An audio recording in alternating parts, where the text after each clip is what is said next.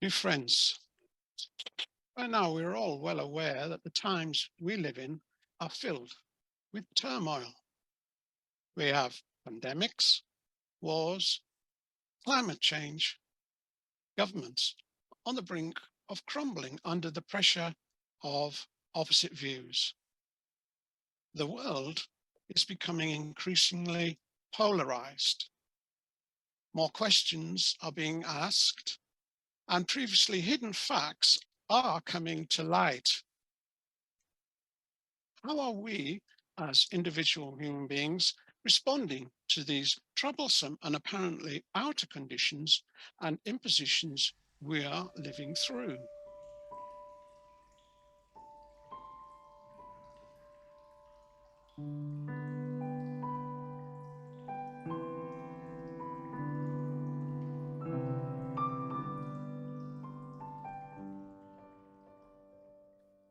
There are a few questions we could ask ourselves.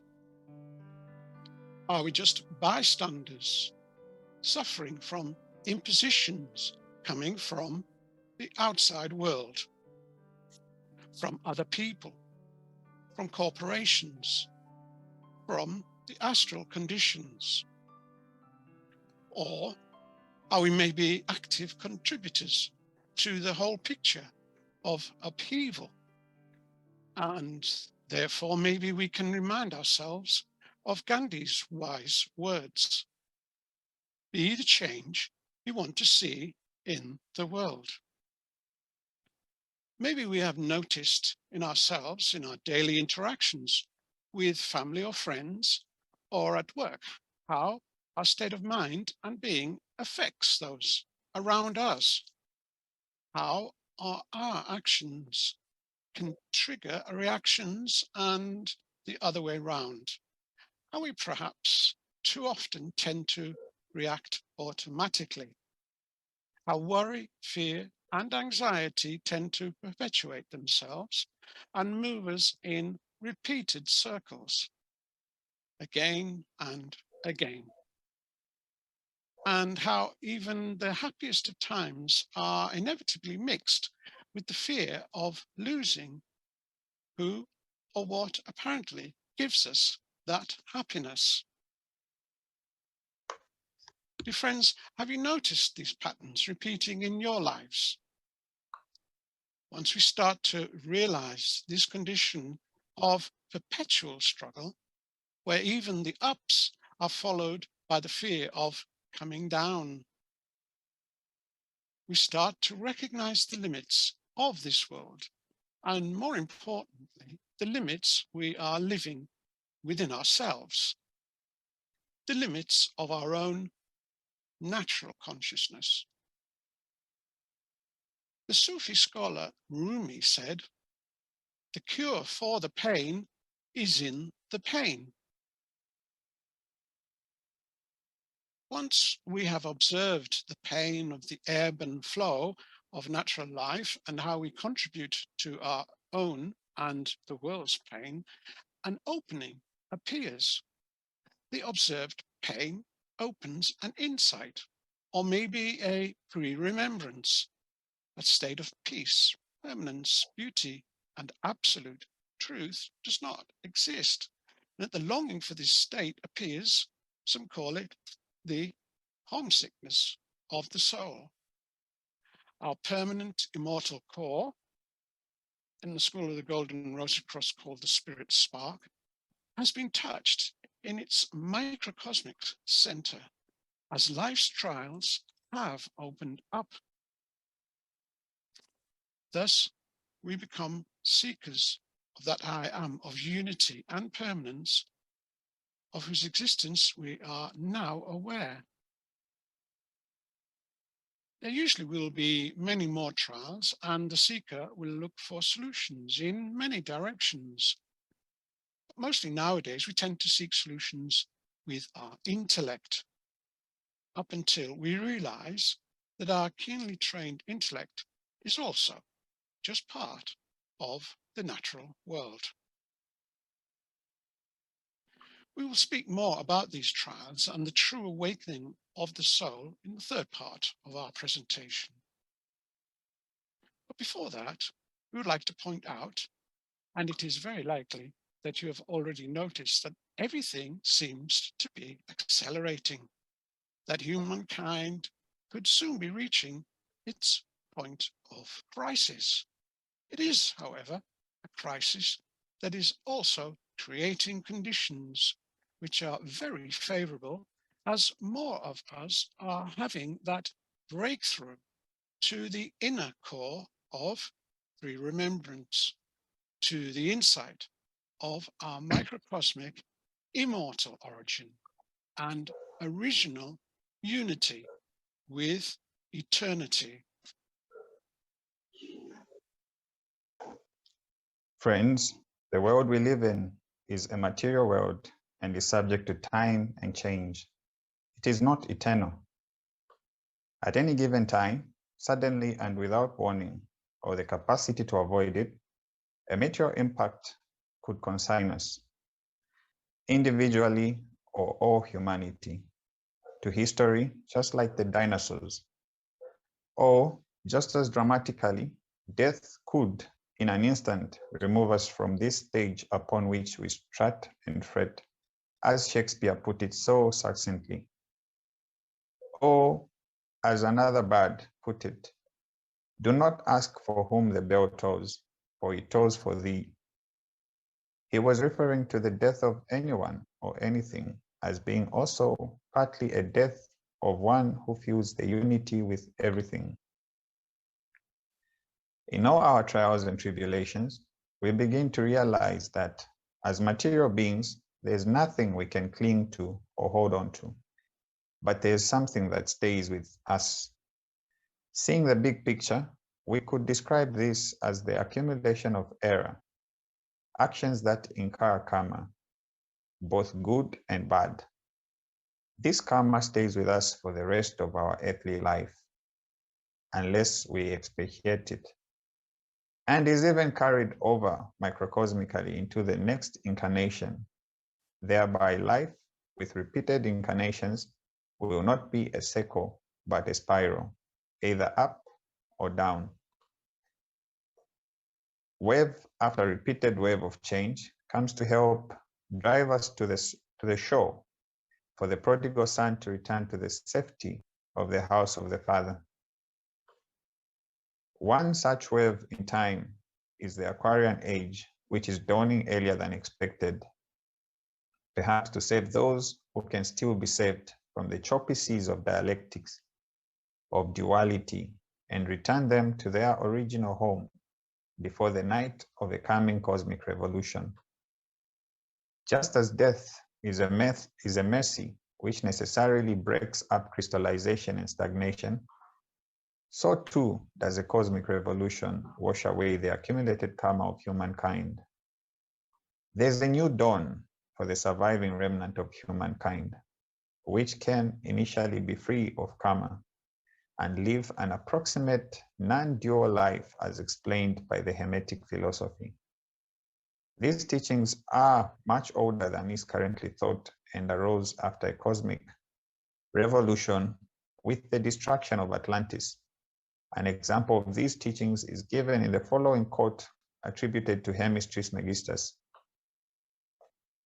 How long, also, will you continue to be vexed by unsatisfied desires, ceaselessly fleeing from each sensation to its contrary, now from heat to cold, and now from cold to heat, now from hunger to saturation, and from saturation to hunger? As long as you are in want of these corporeal goods, you are vexed by unsatisfied desire for them. If you get possession of them, then all the time that you have them, you are tormented by fear of losing them. And if they quit you and you no longer have them, then you are freed from that fear. But the loss of them affects you with grief and sorrow. So lay down also the cause of this pain and sadness. Do not regret to live thus sadness, sorrow, fear, and pain caused by unsatisfied desires. Do not let it bother you any longer that you, satisfied in this way, become free of fear and happy. People try to find what they are looking for in the world about them, but nothing really satisfies them. By a possibly long process of exhaustive seeking, they begin to feel that what they are seeking will not be found here in a world of duality, and yet their faith that there is indeed something else becomes stronger. They begin to realize that the truth is nearer than hands and feet. They turn inward and do so while being guided by the light.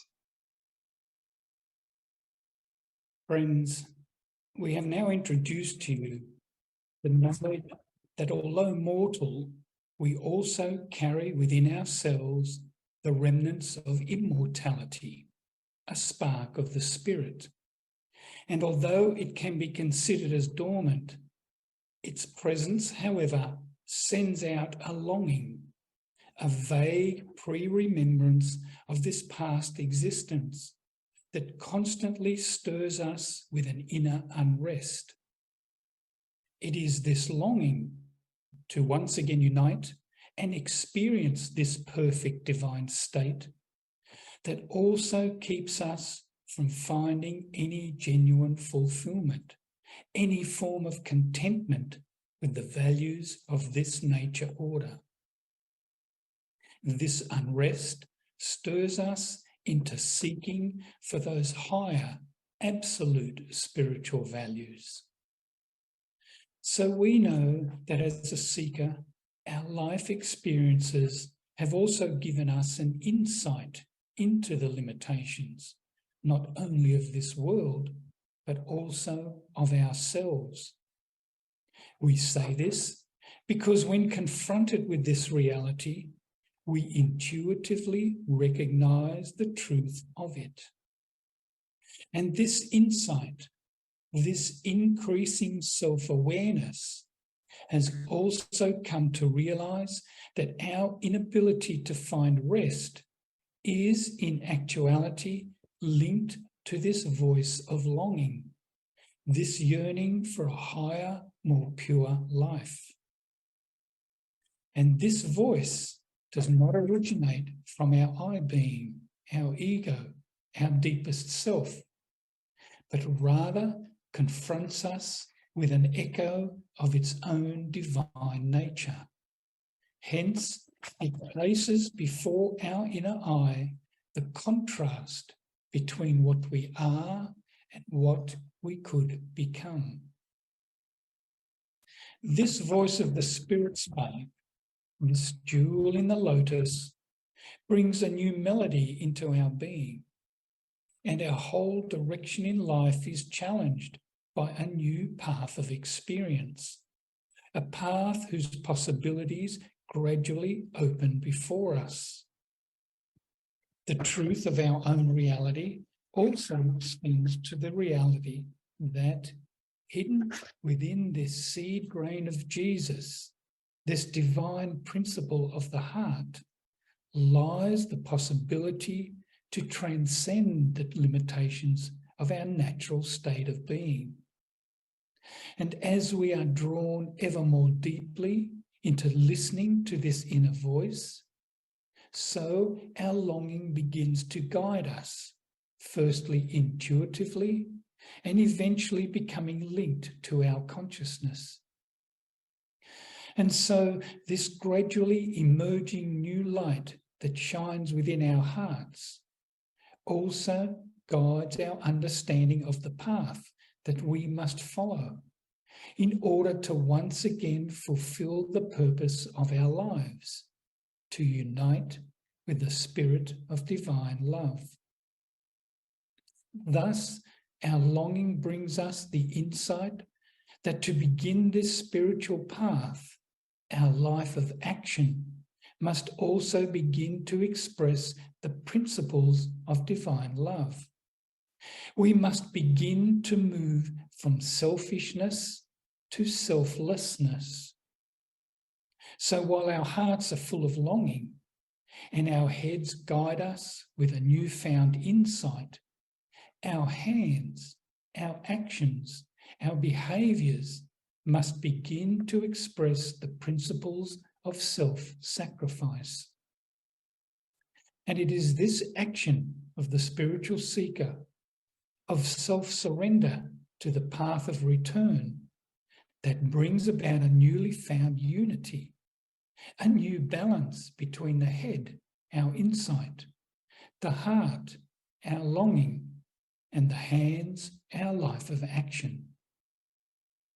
Through this new mode of life, a life driven by love, the birth of a new soul activity comes into being. And this transmutation of our natural state of selfishness into that of selflessness creates the possibility for us to be reunited with the divine. Through this path of sacrifice of the self to the original divine principle within, the spirit spark, the trials of life can become the awakening of a new soul state that can ultimately be crowned with a union with the Spirit.